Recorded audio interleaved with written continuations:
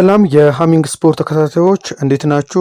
ለክርስትና እምነት ተከታዮች እንኳን ለትንሳኤ በዓል አደረሳችሁ እያልኩኝ ከወዲሁ የሃሚንግ ስፖርት የዕለተ ቅዳሜ አጫጭር ስፖርታዊ መረጃዎችን ወደ እናንተ እናደርሳለን። በተለይም ደግሞ ከሁለት ሳምንት በኋላ ወደ ውድድር የሚመለሰው 32ኛው ሳምንት የእንግሊዝ ፕሪሚየር ሊግ ልዩ ልዩ ጨዋታዎችን ያስተናግዳል። የጨዋታ ጥቆማዎችንና እንደዚሁም ደግሞ ከክለቦቹ ጋር ተያይዞ የሚወጡ መረጃዎችን ወደ እናንተ የምናደርስ ነው የሚሆነው። በተለይም ደግሞ የሊጉ መሪ አርሰናል በዛሬው ዕለት ከቀኑ 8 ሰዓት ተኩል ከቦርንማውዝ ጋር በሜዳው ኤምሬትስ የሚያደርገው ጨዋታ ተጠባቂ ነው። ይሄም ደግሞ የበለጠ በፕሪሚየር ሊጉ የደረጃ ሰንጠረዥ ነጥብ ላይ ለውጥ የሚያመጣ ጨዋታ ነው። አርሰናል ጨዋታውን የሚያሸንፍ ከሆነ ነጥቡን ወደ 12 ያደርሳል። በነገው ዕለት ቼልሲ እና ማንቸስተር ሲቲ እስከሚጫወቱበት ሰዓት ድረስ ባለው አርሰናል በ12 ነጥብ የሚመራ ነው የሚሆነው። በአንጻሩ ደግሞ ነጥብ ከጣለና ከተሸነፈ ደግሞ የበለጠ ማንቸስተር ሲቲን የሚርቅበትን እድል ነው የሚያጣውና በቀጣይ በቀሪዎቹ ጨዋታዎች የሚያደርጋቸው ጨዋታዎች ወሳኝ ናቸው። በተለይም ደግሞ በሚቀጥለው ሳምንት ከማንቸስተር ሲቲ ጋር የሚያደርገው ጨዋታ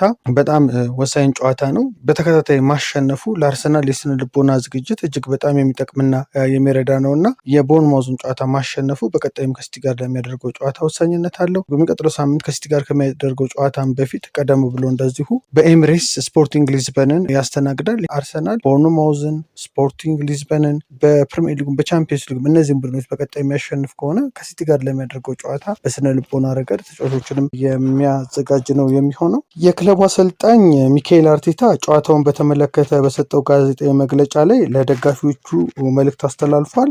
በኤምሬትስ ከቦርንማውዝ የሚደረገውን ጨዋታ ከየትኛውም ጊዜ በላይ ወሳኝ መሆኑን ገልጾ ደጋፊዎቹ ከፍተኛ ድጋፍ ለቡድኑ ሊያደርጉ እንደሚገባን ያስቀመጠው በዛሬው ጨዋታ ኤቤሬቺዜ ለመርሃ ግብሩ ዝግጁ መሆኑን አሰልጣኙ ይፋ አድርጓል።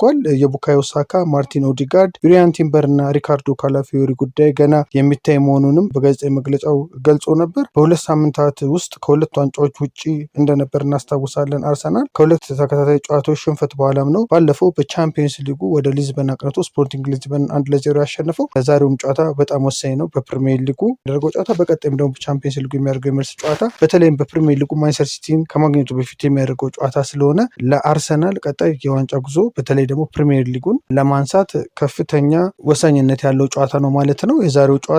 በእርግጥ የእንግሊዝ ፕሪሚየር ሊግ 32ኛውን ሳምንት ጨዋታ በዛሬው ዕለት በቀዳሚነት 8 ሰዓት ተኩል ላይ የሚደረገውን የአርሰናልና የቦርንማውዝን ጨዋታ በማንሳት አስቀድመን ተመለከት ነው እንጂ በትናንትናው ዕለት ነው የ32ኛው ሳምንት ጨዋታ አንድ ብሎ የጀመረው። ዌስትሃም ዩናይትድ እና ወልቭስ ባደረጉት ጨዋታ ዌስትሃም ዩናይትድ በሜዳው በለንደን ስታዲየም ወልቭስን አስተናግዶ 4-0 በሆነ ውጤት አሸንፏል። ማቭሮፓኖስ በ42ኛው እና በ83ኛው ደቂቃ እንደዚሁም ደግሞ አርጀንቲናዊው ካስቲላኖስ በ66ኛው እና በ68ኛው ደቂቃ ሁለት ጎሎች አስቆጥረው ዌስትሃም ዩናይትድ 4-0 በሆነ ውጤት አሸንፏል ማለት ነው። ባሳለፍነው ሳምንት በኤፍኤ ካፕ ሩብ ፍጻሜ ውድድር ከሊድስ ዩናይትድ ጋር መደበኛና ተጨማሪ ሰዓቱ በአቻ ውጤት አጠናቀው በፍጹም ቅጣት ምት በሊድስ ዩናይትድ ተሸንፈው ከኤፍኤ ካፕ ዋንጫ ውድድር ውጭ መሆናቸውን እናስታውሳለን። ዌስትሃም ዩናይትድ በ32ኛው ሳምንት የእንግሊዝ ፕሪሚየር ሊግ ግን ድል ቀንቷቸው 4-0 በሆነ ውጤት አሸንፈዋል። ዌስትሃም ዩናይትድ ማሸነፉን ተከትሎም በደረጃ ሰንጠረዡ ላይ ለውጥ መጥቷል። ቶተንሃም ሆትስፐር ወደ 18ኛ ደረጃ ላይ ወርዷል ማለት ነው። በፕሪሚየር ሊጉ ወራጅ ቀጠና ላይ ገብቷል ማለት ነው። እሁድ ዕለት ከሰንደርላንድ ጋር እስከሚያደርገው ጨዋታ ጊዜ ድረስ 18ኛ ደረጃ ላይ ተቀምጦ ወራጅ ቀጠና ላይ ይቀመጣል ማለት ነው። ቶተንሃም ሰንደርላንድን የሚያሸንፍ ከሆነ ግን ነጥቡን መልሶ በማግኘት ዌስትሃምን በልጦ በ33 ነጥብ ወደ 17ኛ ደረጃ ከፍ ሊል ይችላል። በተለይም ደግሞ ኖቲንግሃም ፎሬስት እና ሊድስ ዩናይትድም ደግሞ በተጋጣሚዎቻቸው የሚሸነፉ ከሆነ ማለትም ኖቲንግሃም ፎሬስት በአስቶን ቪላ የሚሸነፍ ከሆነና ሊድስ ዩናይትድም ደግሞ በማንቸስተር ዩናይትድ ሜዳ ሄዶ በማንቸስተር ዩናይትድ የሚሸነፍ ከሆነም ደግሞ ከሊድስ ጋር እኩል 33 ነጥብ በመያዝ እንደዚሁም ደግሞ ኖቲንግሃም ፎሬስትን ደግሞ በአንድ ነጥብ በመብለጥ 16ኛ ወይም ደግሞ 15ኛ ደረጃ ላይ ይቀመጣል። በእርግጥ ከሊድስ ዩናይትድ በግብ ክፍያ የተሻለ ነው ዌስትሃም ዩናይትድ አንጻር፣ ግን በኩል 33 ነጥብም ከሊድስ ጋር 15ኛ ደረጃን ይዞ ሊቀመጥበት የሚችልበት እድል ስላለ ቶተንሃም ከሰንደርላንድ ጋር ከሜዳ ውጭ የሚያደርገው ጨዋታ ከወራጅ ቀጠናው ለመውጣት የበለጠ አስፈላጊ ነው። በእርግጥ ቶተንሃም ዘንድሮ ዓመት ከዚህ በኋላ የሚያደርጋቸው ጨዋታዎች በሙሉ ወሳኝ ናቸው። የሚገጥማቸውን ቡድኖች ቀላል አይደሉም። በሚቀጥለው ሳምንት በሜዳው ብራይተን ኤንድ ሆቭ አልቢዮንን ይገጥማል። ከዛ በወራጅ ቀጠና ላይ ያለው ወልቭስ ጋር የሚያደርገው ጨዋታ በአንጻራዊነት የተሻለ ቢሆንም አስቶን ቪላን እንደዚሁ ከሜዳ ውጭ ይገጥማል። ሊድስ ዩናይትድን በሜዳ ያስተናግዳል። ሊድስ ዩናይትድ በኤፍኤ ካፕ የግማሽ ፍጻሜ ጨዋታ ምን ያህል ዌስትሃምን እንደፈተነው ተመልክተናል። ቀላል አይደለም። ቼልሲንና ኤቨርተንንም ነው የሚያገኘው እና እነዚህ አጠቃላይ 7 ጨዋታዎች በአሁኑ በ32ኛው ሳምንት ከሰንደርላንድ ጋር የሚያደርገውን ጨዋታ ጨምሮ ለቶትናም መስበር ላለመውረድ ከፍተኛ ወሳኝ ናቸው ማለት ነው። በዛሬው ዕለት 3 ጨዋታዎችም ይደረጋሉ። ብሬንፎርድ ከኤቨርተን እና በርንሌ ከብራይተን ከቀኑ 11 ሰዓት ላይ ጨዋታቸውን ሲያደርጉ በሳምንቱ አጋማሽ በቻምፒየንስ ሊግ በፒኤስጂ የ2-0 ሽንፈት የደረሰበት ሊቨርፑል እና የወቅታዊ መዳከም ብዙ የተባለለት የሚገኘው ሊቨርፑል ደግሞ በሜዳው አንፊልድ ፉልሃምን ያስተናግዳል ማለት ነው። በተለይም ደግሞ ይሄ ጨዋታ ሊቨርፑል የቻምፒየንስ ሊግ ተሳትፎ ለማግኘት በጣም ወሳኝ ከሆኑ ጨዋታዎቹ መካከል አንደኛው ነው።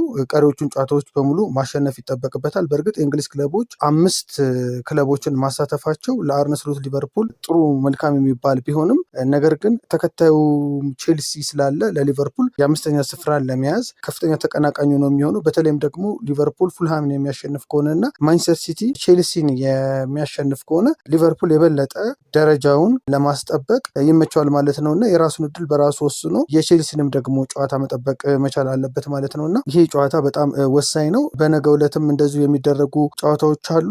በነገው የሃሚንግ ስፖርት ዝግጅታችን እንመለስባቸዋለን። ወደ ስፔን ላሊጋ 31ኛ ሳምንት ጨዋታ ስናልፍ በትናንትናው ዕለት አንድ ጨዋታ ተደርጓል። ሪያል ማድሪድ በተከታታይ ለሁለተኛ ጊዜ ነጥብ ጥሏል። በ30ኛው ሳምንት መሸነፉን እናስታውሳለን። እንደዚሁ ደግሞ በ31ኛው ሳምንት ደግሞ አቻ ወጥቶ ነጥብ ጥሏል።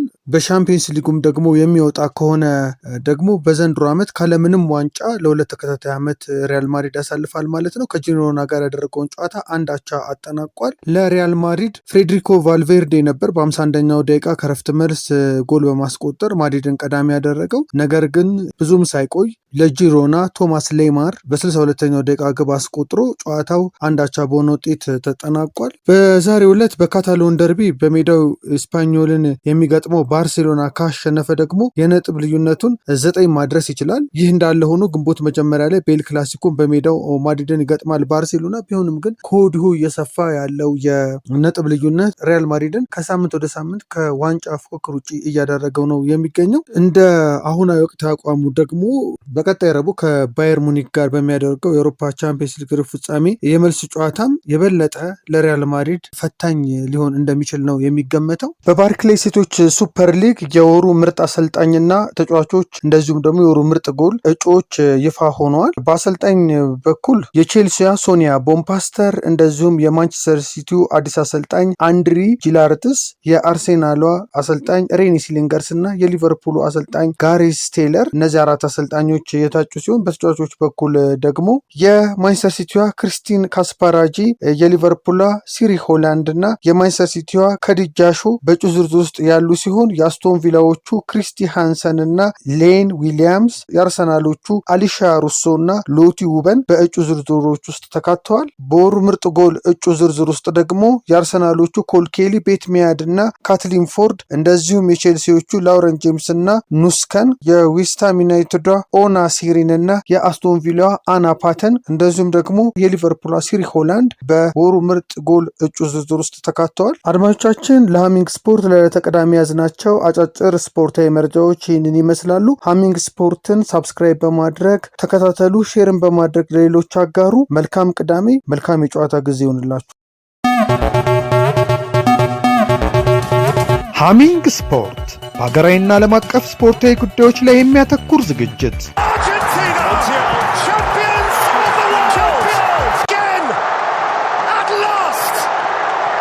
በሃሚንግ ስፖርት የስፖርት ዜናዎች፣ በተመረጡ ርዕሶች ላይ ውይይት፣ የእንግዳ ዝግጅት፣ የስፖርተኞች ግለ ታሪክና የሴቶችን እግር ኳስ በልዩ ሁኔታ ይዳስሳል።